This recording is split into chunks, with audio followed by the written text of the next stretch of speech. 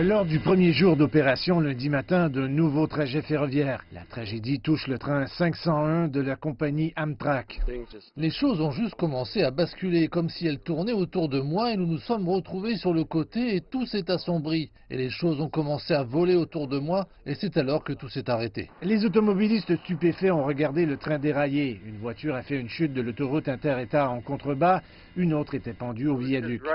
C'était juste en face de nous, ça nous rend malade de voir ce genre de choses. Plusieurs véhicules ont été percutés par le train lors de sa chute alors que d'autres s'écrasaient pour former une immense pile de métal tordu.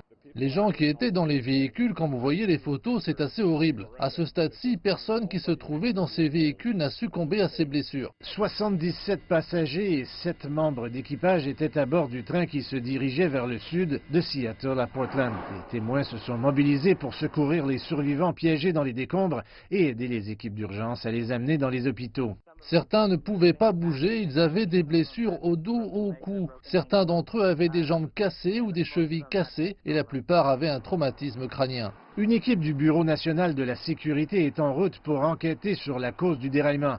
Une scène dramatique et dangereuse alors qu'un trajet de routine du matin est devenu mortel en quelques secondes.